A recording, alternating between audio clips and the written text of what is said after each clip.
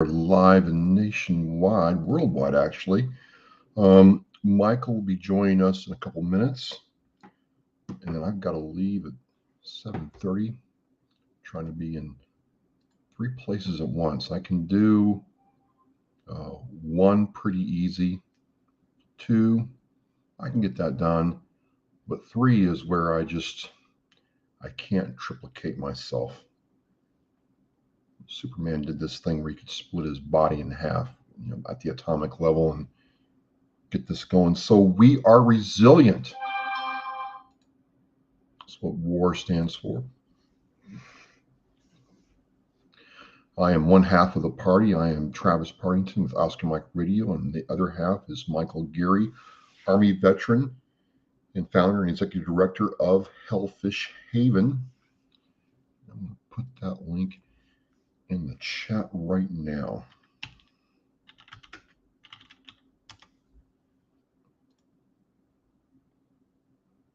My computer cooperates with me. There we go. Kind of getting this down.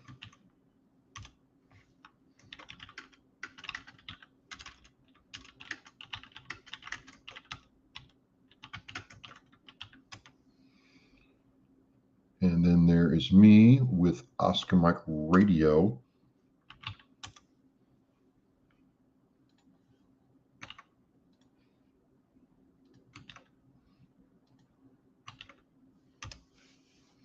While we're waiting for Michael, if you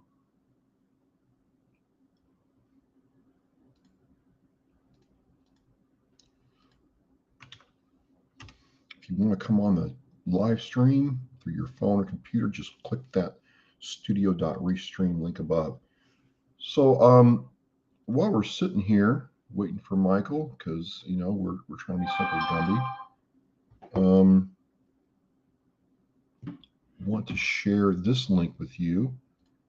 We'll talk about this for a second. Oh my God, Jimmy James. Man, Jimmy James is an Army veteran. He's been supporting Oscar Mike Radio for a very long time, and haven't seen you in a while. You've been busy, my man. It is great to see you on here tonight. I'm glad you checked in, and yeah, I'm doing well, man. Thank you very much for asking. And I must say, I'm not a beard guy myself, but your beard is massively impressive. Truly, you commit to your art and passion to make that happen. I'm going to put this link in the chat. I'm going to mute my phone. There we go. And I want to talk about this. I got a chance to talk with PFC Denisha Montgomery Smith's family member, her Aunt Tamika. And her Aunt Tamika served in the Army, got out as an E6, I believe. And, we had a very good conversation about, the status, what was going on, leadership failures, and what people could do with, to help advocate for Denisha. I'm very, very humble and very pleased when someone, either from Michael's stream or Oscar Mike Radio or for somebody else says, hey, how do I get involved? And, I did a series of letter writings a couple weeks ago, and that went very well. And I got to this week with Adam Gunn of, he's the Abington, Massachusetts Veteran Service Officer. Got me in contact with Senator Keenan's office here in Massachusetts, and they gave us some real good advice about how to advocate through communication with elected officials, what to do, what not to do, and I want to thank them for their time. And but I was kind of struck. A couple people said, "Well, this is just a GoFundMe, money grab." I'm like, no, this is not a GoFundMe money grab. I can assure you the family would love to do anything else besides sit there and put up a GoFundMe link. I said, you have no idea the cost they're involved to try to solve this, especially when Denisha died, you know, in Germany. It was really, something else to see, right? And so, there is no money grab here. There is no, false thing going on here. What you have is somebody who, desperately is trying to find out what happened with, their daughter, family member, and friend, not knowing how to navigate, everything that's going on here. I'm just going to do something here real quick. Gotta hook Michael up.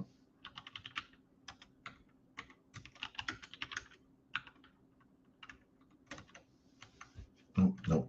So, uh, people are people and people do that, but it's not going to change what we have to do. And more to follow on that.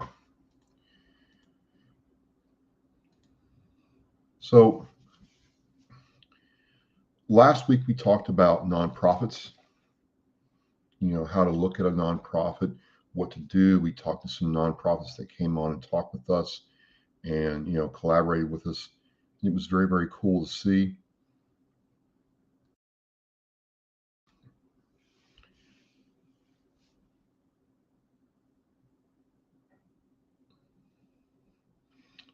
So, oh yeah, I got the chat here working tonight. Michael, I just emailed it to you, but I'm going to put it in the chat again just so you have it. And Jimmy James says, always nice to brainstorm through the pot, but really needing solid advice to help them along the way. Solutions is what we need, not a promise. That's not that damage. That's absolutely correct, Jimmy. I think a lot of us veterans and people in general are just tired of, talk, and nothing to go for. And I think in the waiting room right now, we have Mr. Gary. Let me get him on. Michael, how are you doing? I'm well. How are you? Oh, no. Well, let me check my. Oh. Is my volume up? You know? Yes.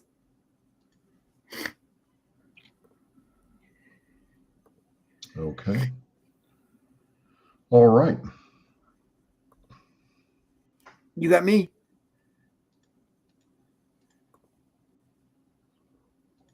What just happened to my headphones? Test.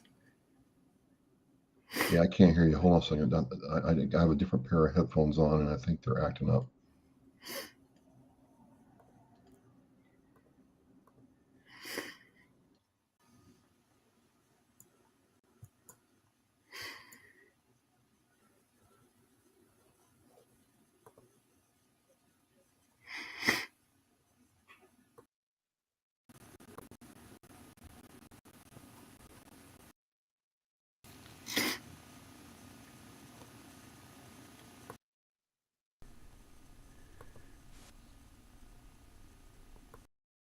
Test. 1, 2. Yeah, can you hear me? Yep. All right. How's it going? Doing good. Apologize for running a little late there. No problem. We're working this out. So I want to what's up tonight because I've got to. You came in 10 minutes. I got to leave in 20 just for a work call, but we're making this happen. So just kind of recapping last week a little bit about the value of nonprofits, and also you can see your stream chat here on the side now, so that's pretty cool. How are you doing, Michael? Doing well. I'm just trying to see everything that's going on. Had a veterans collaborative.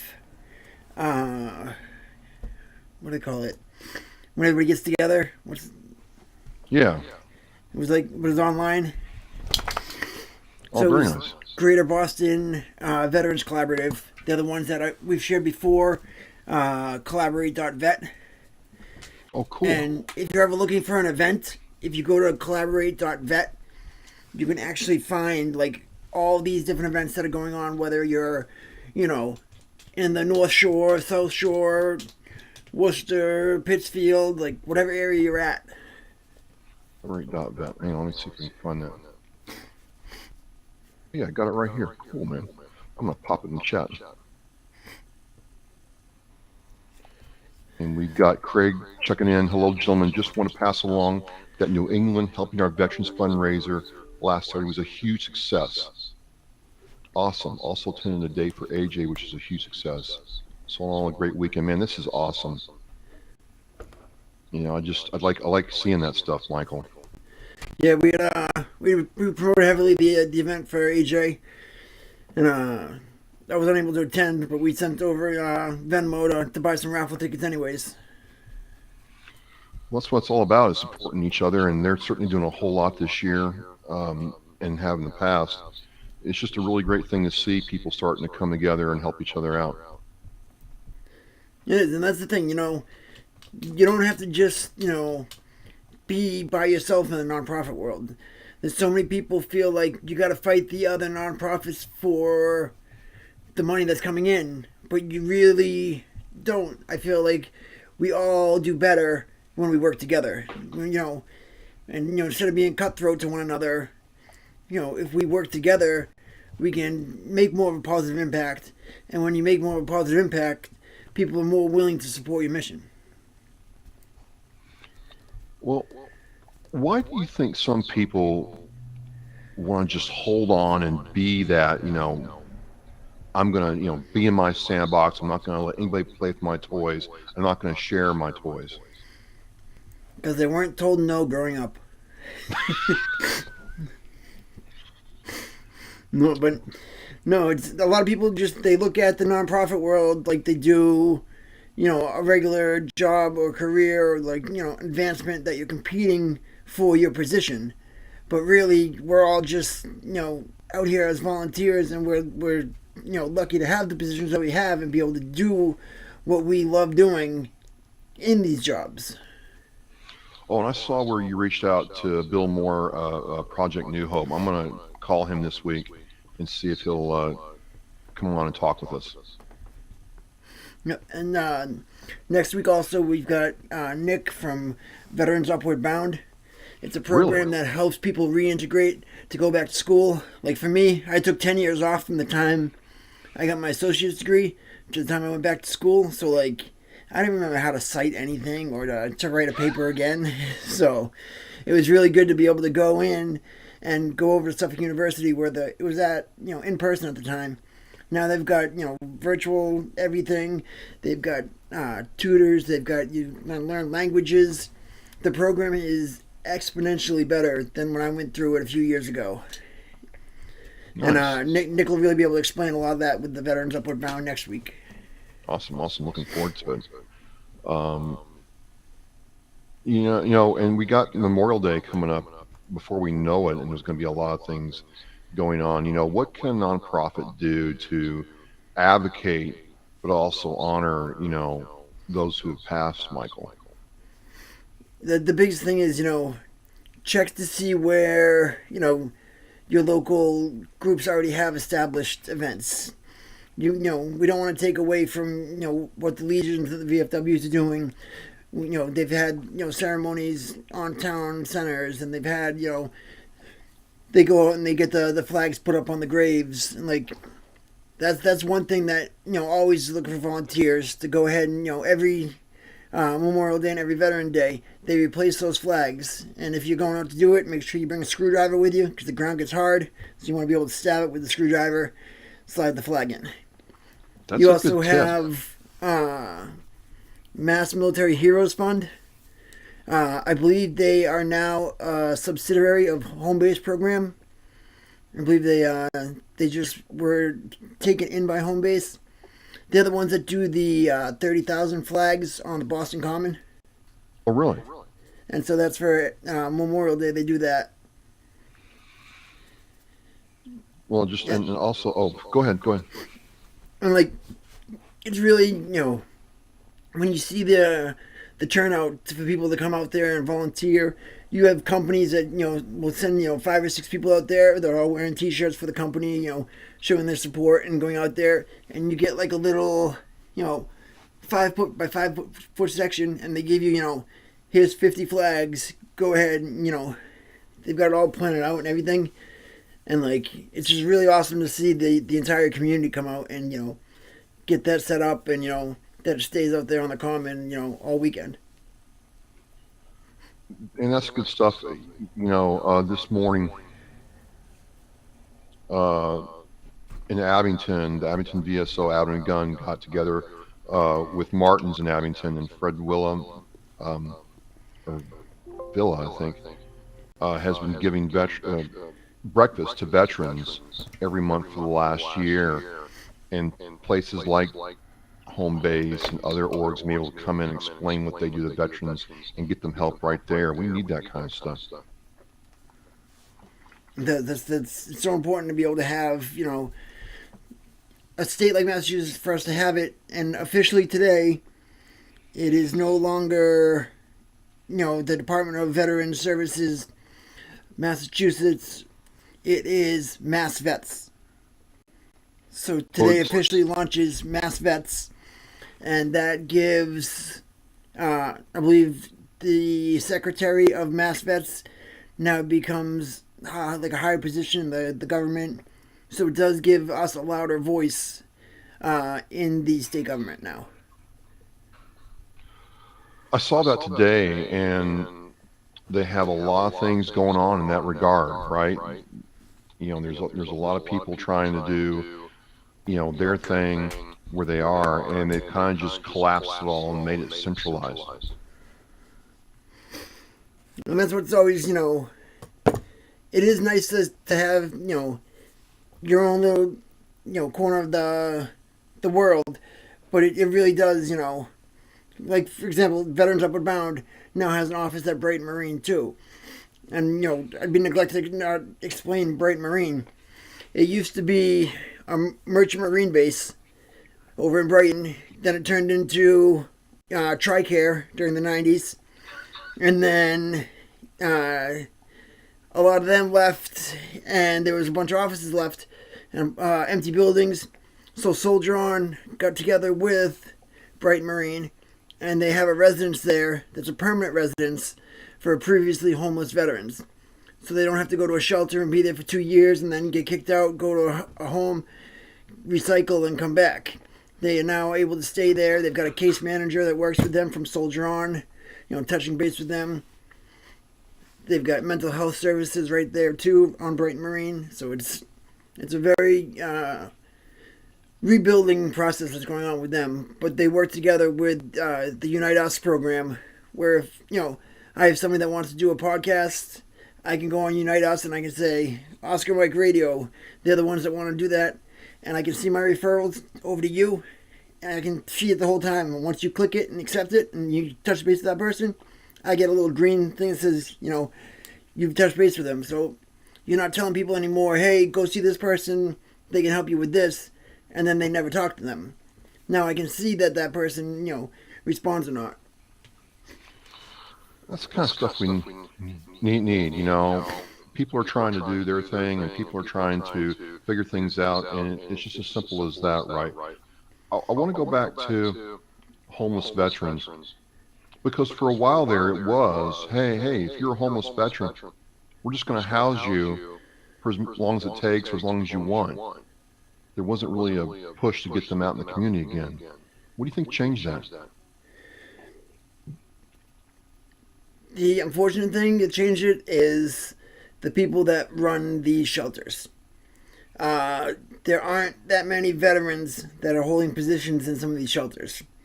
Not that you have to be a veteran to run these places, but being able to relate to the people who you're serving is immeasurable. Like, it really does help if you can sit down with people and say, I don't know exactly what you're going through, but, I know the other stuff that you're going through. Whether it's, treatment for PTSD, whether it's, isolation and, like, loneliness after being, surrounded by people for X amount of years in the service. And, you've got these different organizations. The shelter I lived at was Volunteers of America. They ran Mass Bay Veteran Center in Somerville. And when I got there, I started out as a 2-person room. And then eventually I went up to a 1-person room once availability was there. And then from there, I worked with the VA and got HUD-VASH. So I was able to go and get an apartment on my own and get back on my feet. But there was a lot of people that were going through the program that were they were happy with just getting their disability check and being there. And I think that was something that the leadership was seeing, and they wanted to make sure that those people weren't stopping a vet that was motivated to get themselves, back and reestablished, to get themselves out of their situation.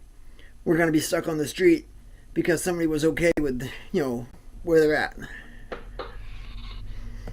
What was it like coming out of that when you finally got the keys to your first place and started, getting going again?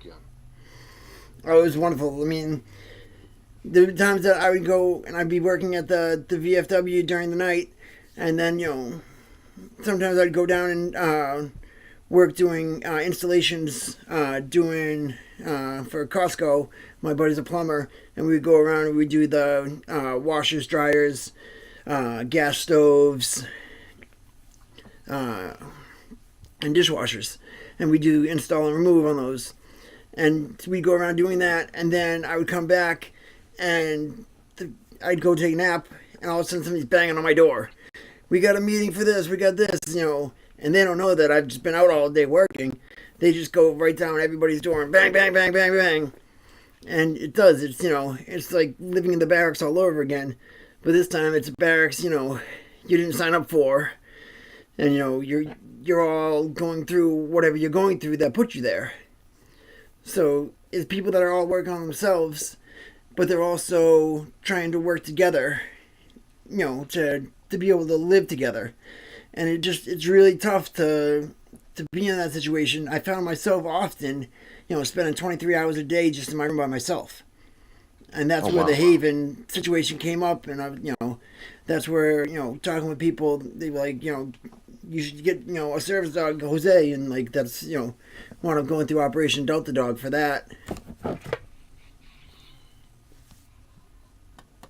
One of the things we have to do as veterans is find that way out and take advantage of that help when it's there.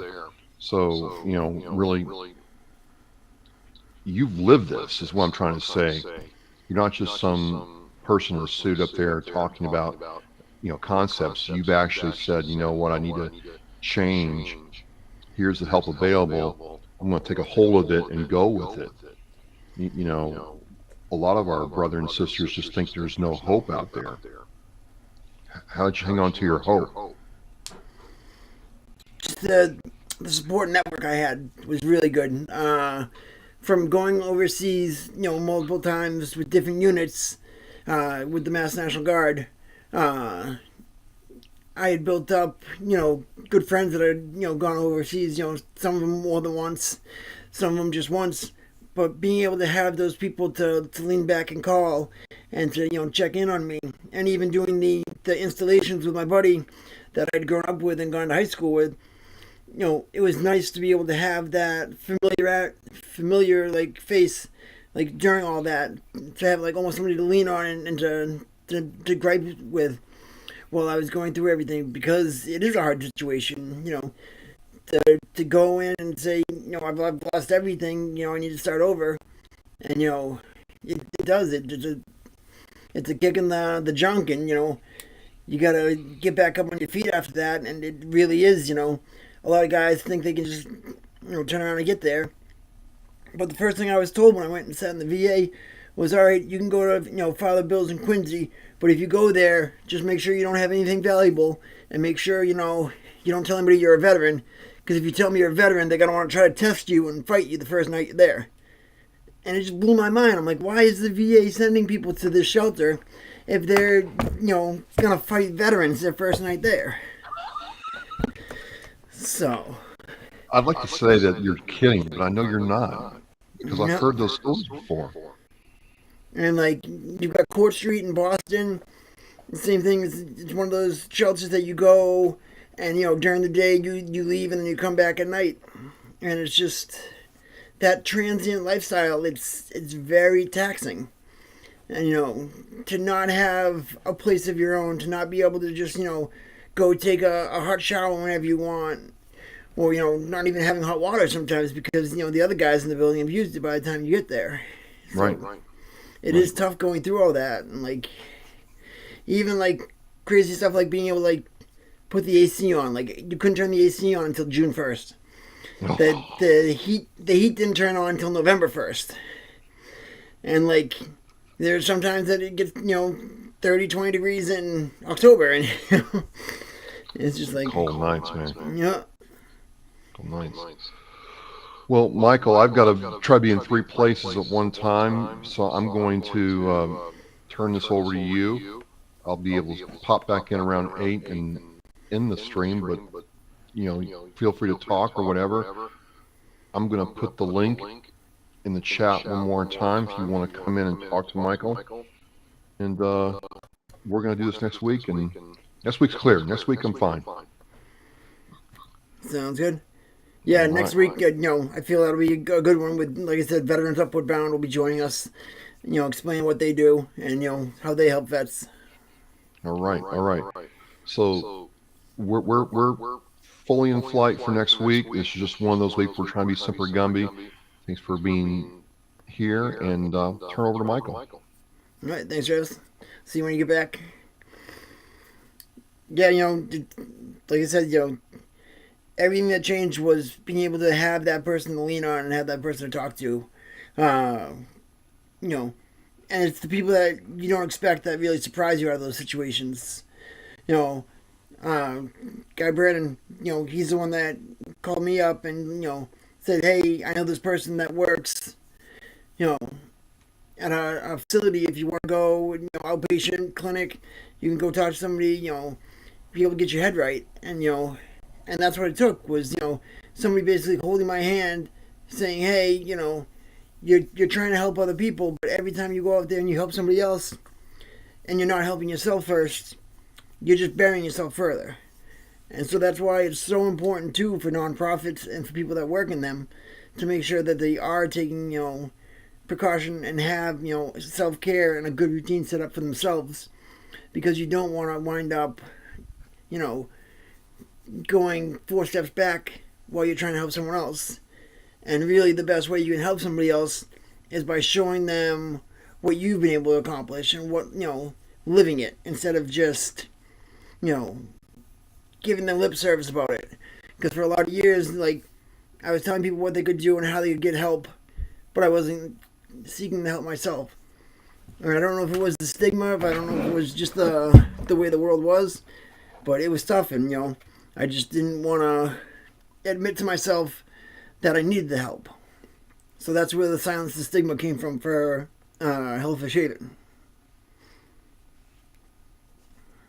And then working with, Travis, we put this together because it started out as like a peer support, like Zoom, and then I got sick and wasn't able to, continue going on with that. And the timing was just a little, bouncing off where other veterans groups in the state were doing, peer support groups at the same time. So we didn't want to compete at the same time. Like, we want to be able to make sure that everybody has a chance to reach out to the audience and have as many people, share their story and to be part of their process as well. Like, right after us, if people want to watch or listen to Hidden Battles Radio, they're going to be on 9:80 a.m. Mike from Specialist Cleaning Foundation was on with them last week. They were talking about wellness and mindfulness and just different techniques that'll help you there. And it really is good to always have a plan on coping. And one of the things that really helped me out through everything was having a safety plan. And it's such a weird thing to have, where like these are 3 people that I can call and just, shoot the shit with. These are 3 people that I can, actually say, hey, I'm going through some stuff right now. Can we talk? Can we go somewhere? Can we do this? And then,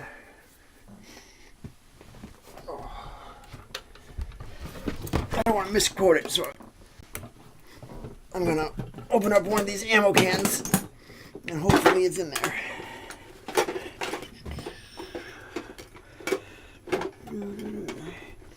But basically the whole reason of the ammo can, it's a hope box.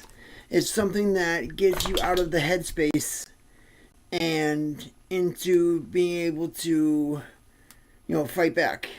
And like today, we just got a donation from the Army barracks in Saugus to purchase, 5 ammo can hope boxes. So that way we'll be able to run an event soon and invite people to come to the Haven and, create and build their own. And like, so you got your safety plan? And it is, you got the first one's warning signs. And then internal coping strategies, things I can do to take my mind off my problems, playing video games, writing stuff down, if you journal, if you, people blog, whatever you want to do, listening to your favorite song, going for a walk, those are things that you can do on your own. People in social settings that can provide a distraction. If you go to eat, if you, call somebody up to go play video games for a little bit, or, you go bowling, whatever you do to get out of the environment you're in. Today I was in a save training. Absolutely. And it is definitely like a bug out bag.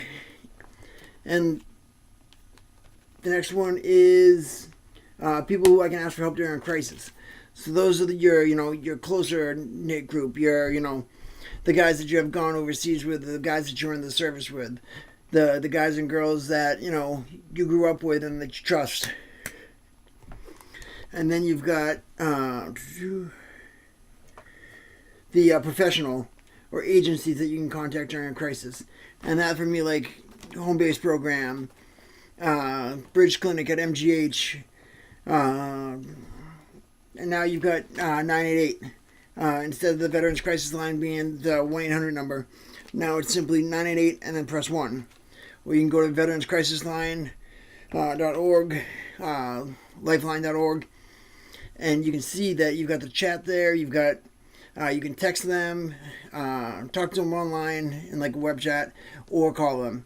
And anytime you do that, you'll be connected with somebody, and they will talk you to and talk you through. And you don't have to worry about inconveniencing somebody, that you're not sure if you really deserve to be on the line with someone. You do. What you're going through matters, and whether you think it's an inconvenience or you think it's not worth it to call one of these lines. You'd rather have you call the line, talk to somebody, and get through it than to, keep brewing and keep, getting stuck in your head and possibly make a decision that, you can't reverse. And then, you want to make the environment safer. And, like, the big thing there is, I 100% believe, you got your Second Amendment right. You can, you can have your weapons, but make sure they are locked and safely stored. Make sure they're not, right there in case you have a situation where, your mindset isn't right. Put a barrier between you and the ease of access to do something like that. So, like, that's one of the big things that, everything you see now shows the not regulating, but a plan for lethal means safety. You see that every time you look around. And then, like, other things that you can put in, like, there, you can throw photos of friends and family.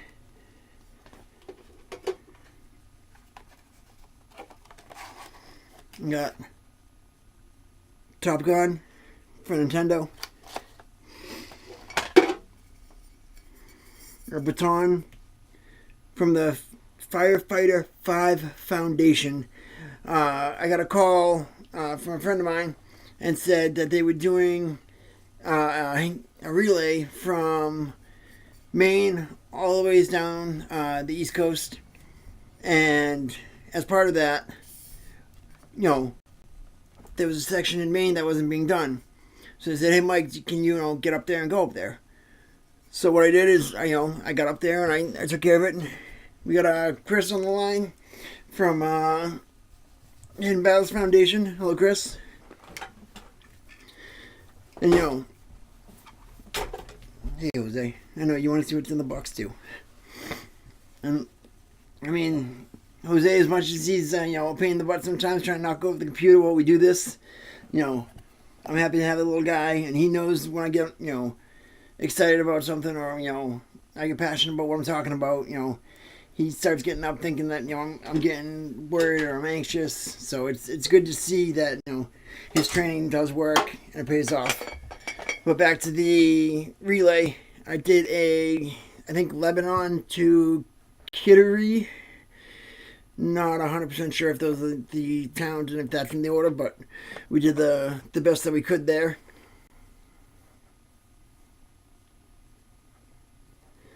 And then, what else we got?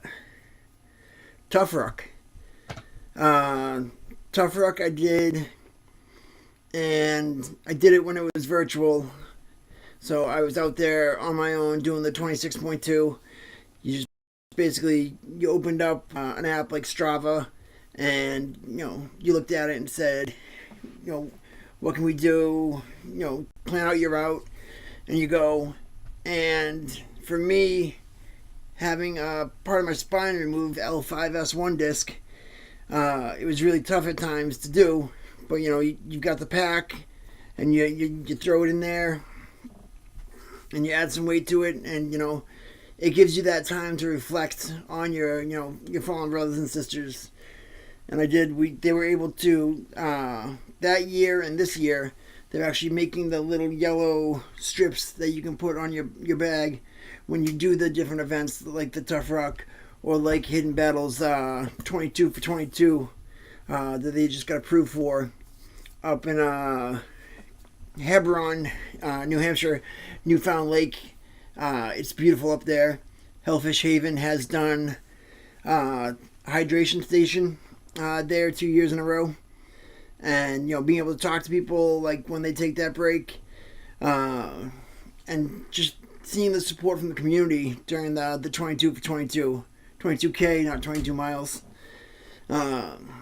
It's really awesome to see, to see these groups of people come walking down the street at you, and you get a group of 15, you get a group of 20, and then you get an oddball pairing of 2, and they didn't even come there together, but they met during that that ruck, and now they're talking, and they've made this lifelong friendship between that, of finding the common interest of sharing exercise and caring for the mission.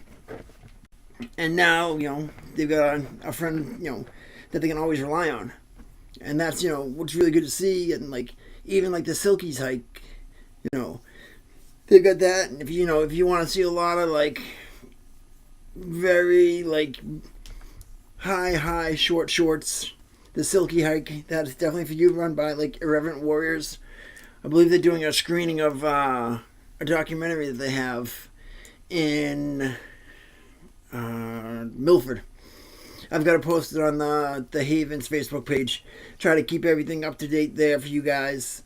And whatever I find out, I try to share, because it's no sense taking information in and not sharing it with the rest of the community, because you want other people to be able to get the same encouragement and get the same benefit from all these organizations.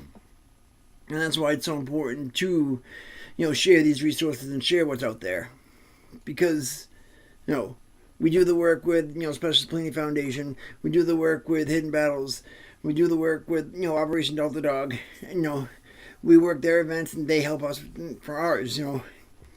Being able to have another nonprofit to bounce ideas off, and and helping our veterans. Craig's called me and we've worked on things together over the phone. How does this work here? And like I've even had a guy from Texas that wanted to start a nonprofit. He reached out and I had to do some research into Texas, their laws that are a little different for forming a foundation than masses are, but it's basically the very similar process, and it's not an easy thing to do. And if you are thinking about starting a nonprofit, I would just suggest first making sure you volunteer at one first before you go out there and try to make your own. Go out there and be a part of another one. Whether that's being a day-to-day volunteer, whether that's after you do that for a little while, asking for more responsibility in the organization, saying, hey, what can we do, to make your organization better. And while you learn stuff like that, you can see, the right, wrong, and indifferent, and make notes of it so that way you can improve it on yours, or you can keep the same, the same values, the same core beliefs that they have, and continue down that route. And it's so very important to have all that.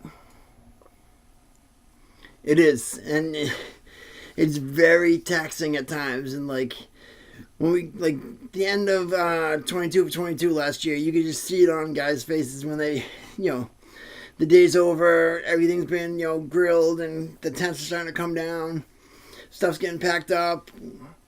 Everybody's riding the high of the day, but now you gotta pack everything back into the backs of the trucks, and it's definitely it's different to see in the morning when they're preparing to the afternoon, but everybody is still happy. You may be yelling at people because they're not listening to you when you're trying to lift something up and shift it, but everybody is just, I don't know, I can't explain how it makes people feel besides just saying go out there to some of these events and see and be a part of it. And like everybody out there is doing their damnedest, and and they're doing it for the cause.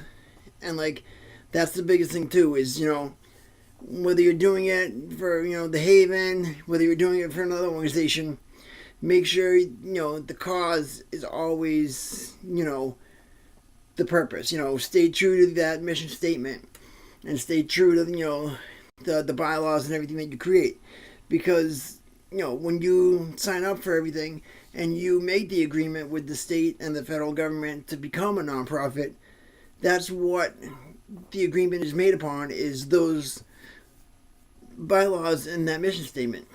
So you definitely want to make sure that you cover everything.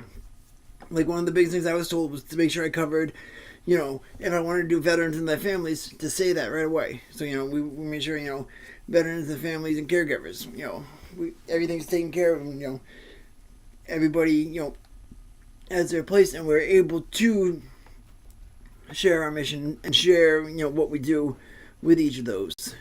Because, like, we'll have, a father and son come in to play, Mario Kart with us, while Dad's learning about the different programs that are available.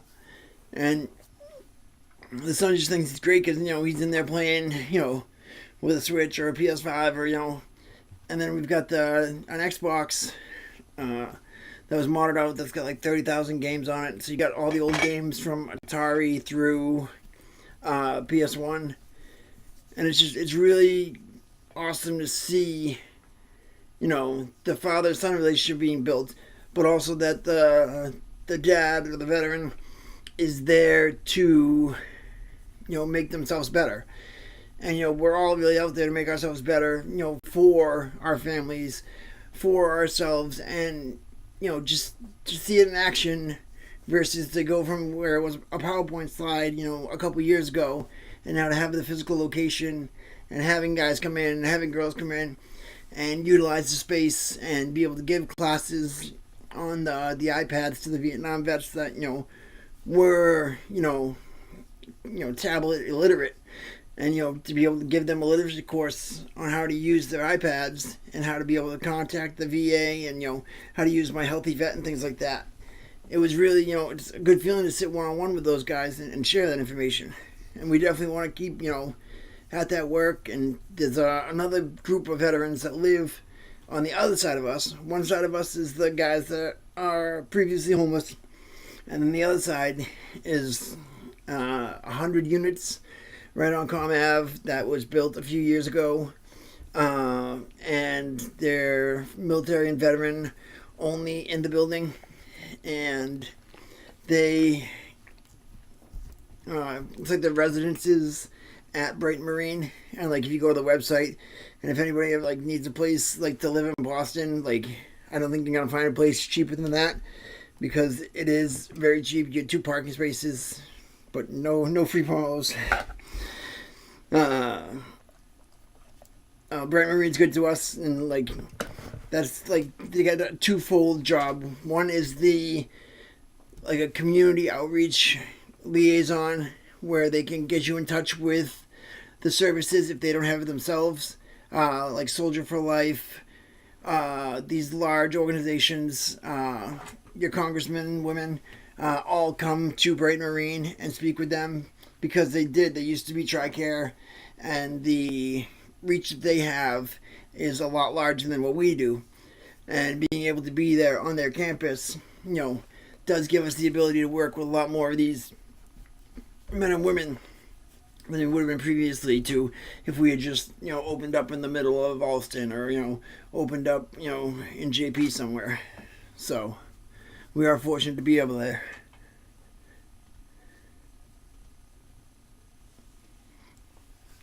Thank you, man. I'm definitely glad that, everybody that comes by, we're appreciative to everybody that comes in and views, whether you're, checking us out on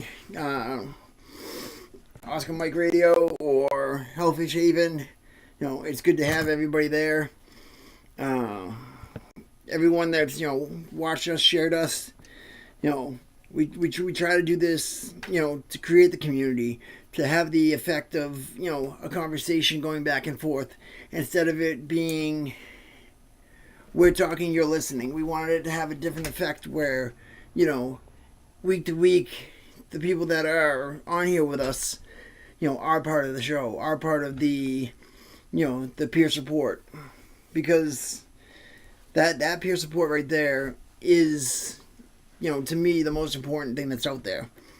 You can talk to your doc, you can go to a psychologist and, work out, whether it's, cognitive behavioral therapy, or,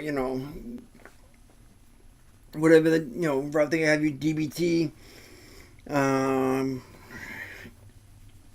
or you can talk to a peer that has been through the situation. Like for me, being able to talk to the guys across the courtyard and not look at them and say, yeah, I understand you because I'm a vet.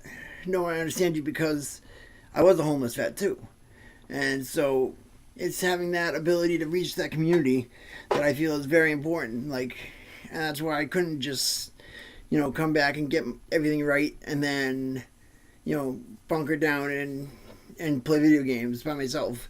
That I had to be able to, share my story, so that way, guys can know that even when you feel like you're down on your luck and you're, there's no place to go, there isn't any place to go but up. You really, you look at it, you reevaluate, and you make the change. And only if you're willing to make that change can you do it. No one can make you do it. Like, if you have a friend or a family member that's struggling right now, and they're pissed off, they hate the military, they don't want to be there, and you're worried about what they're going to do to themselves or somebody else, but they're not willing to help themselves, you can talk to me about it and say, hey Mike, can you talk to them for me? And I would gladly talk to anybody anytime, but if I talk to them, it's not going to be, hey, jackass, get your head out of your butt. But it's going to be, hey, whenever you're ready for this conversation to really take it in and listen, I'll be here. But until then, we can't have that conversation. because you really have to be ready on your own to be able to take everything in and to be able to say, hey, I want to make the change. I know that I'm effed up right now. I know that something's not right in my life. And that right there may be some of the hardest things to do, but you've already served in the service.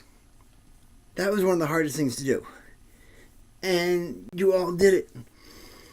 And, the service is in the end all be all. But seeking mental health, that's also another, outstanding that you did it, I've seen people go from being, you don't want to be a profile ranger, you don't want to go to sick call because, you don't want to be that person, to, being able to talk in a forum like this, veteran to veteran, supporters, everybody here with us, sharing how we feel, sharing, our mental health. And, for me, that is outstanding. Like, to see this going on now versus, where it was when I enlisted in 2001, it is just so much better, in that aspect. And I feel like as we, silence the stigma, or F the stigma, and, we grow here, and, like, we need to share that with, other, men and women and our friends on the outside as well. We have to share, what we're going through, but we have to share that it's okay for them to say it too. That, the stigma doesn't just stop, outside the, the armed services. The stigma, runs across, fraternities and colleges and, careers. Oh, you're a wimp if you do that. Oh, don't do this. And it's like, oh, you can't handle a little, bullying, or you can't handle a little, tough love. And it's like, you can handle the tough love. You can handle the hard shit because you endured the service. You endured the suck. And, you embraced it and, you got through. But that doesn't mean, it didn't affect you. And that doesn't mean that today, if somebody does something, that does, mess with your mind and, your headspace, that, you can't say something. You definitely can. And, that's where it's so important too, people laugh about, like, the make fun of things in mental health that are frustrating sometimes when people are like, oh, the, blanket statement, all vets are fucked up because they went overseas, or all vets that have PTSD are gonna, be suicidal, homicidal maniacs. And it's like, some people that have, taken their lives and, have been the happiest people. And then it's just... So, there was something in today's SAVE training that said, from the thought to the action, sometimes can be 1 hour. So in the time that we've had talking tonight, somebody could have had the thought, I would like to take my life, and right now they're committing the act. So that's how important it is to have people out there on the streets, out in their lives, that are trained on being gatekeepers, on being knowledgeable on, what questions to ask, how to, persuade them to, to get help, and to, where to refer them to for that help. That's one of the things that we have is QPR, and it's one of the trainings that I'd gone through and got certified in. So if anybody wants to do the QPR gatekeeper training, I would happily, be willing to jump online and, go through the course, or get like 5 or 6 guys together, come up to the Haven, sign out the, I'm brain farting right now, the conference room, and be able to, have the class. And you do, you get the packet that tells what's going on. You get a certificate for the course, and then you are certified as a gatekeeper. And you do sometimes have to ask the question, and that question is, are you going to harm yourself? Are you thinking about killing yourself? And you don't want to, do a question be like where you're inferring it for them, like, are you going to do something bad with that gun? Like, you don't do that. You just ask, are you having bad thoughts of, harming yourself? And you can be direct, and you being direct isn't going to all of a sudden put that thought in their head. Like, no matter what you say to them, if they already have a plan of action and a means to the action, they're not going to change it, just because of something you brought up. Like, if they're planning on, taking medication and being gone, you see a rope and, ask if they're going to hang themselves, they're not obviously going to change. So, if you can get the person away from the environment that they are in and that they think, that is going to be the end of their life, it really is just, it's so, so, so important to be able to say, hey, just, come with me. Let's go grab a coffee at Dunk's. KO was on with us a few weeks talking about, want to be able to give, a couple bucks to somebody else to go get a coffee. And, just a small act of helping another, helped him. And it really is, for me, I love being able to help other people. Like, this is what I did. But, like, for that time being, when I was in the shelter out there, I could not help others during that time. I wasn't, I was hurting myself trying to do more than I could. And like that, that's what I tried to do, all right, let's throw some more stuff on my table because I didn't want to be at the shelter. So I just kept trying to pile more stuff on my plate. And, that's, looking at that, I see why, some of the things didn't work as well as I wanted them to. But now that, I've got the time, mostly, baby Emily running around, Jose, the two of them trying to, get our attention all the time. So, don't have as much time as I'd like to anymore. But, whenever there's a vet out there that needs a place to come, just give me a call, shoot me a text. I'll open up the Haven during off hours. And, just come hang out. Just come, get away from, what's troubling you. And everything that, and have learned over the years, put it to action. Everything that and you have learned, share with others. The suicide prevention program, from the Army, resiliency directorate, don't take it as just a check the box joke, actually engage with it, see what's available, find out, what different organizations are out there, whether it's, AFSP or NIM or SMA. There's so many organizations out there that are doing great work to help. Psych Armor, if you go online and look at the Governor's Challenge, you can take class on what a veteran is, learning about the culture of veterans and things like that. Because the culture is something important too. Like, if you don't understand, like, two guys talking to each other and they seem like they're, talking really dark, you have them talking back and forth, and it's like, okay, let's get these guys some help because, what they're saying is really crude and really, like, morbid. But that's just, battlefield humor, and, it can get to that point. But if you don't know about the culture, then you don't know about that. So, all right, I think Travis will be hopping on here to close me out. But I appreciate everybody who's here tonight. Thank you guys again for joining us. It's a pleasure to have you guys. If you guys are able to, go to Hidden Battles Facebook page. They've got a live link for the show tonight.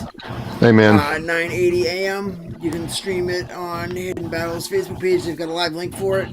And there's Travis to say his goodbyes. I don't know why I can't hear you. What happened there? You got it?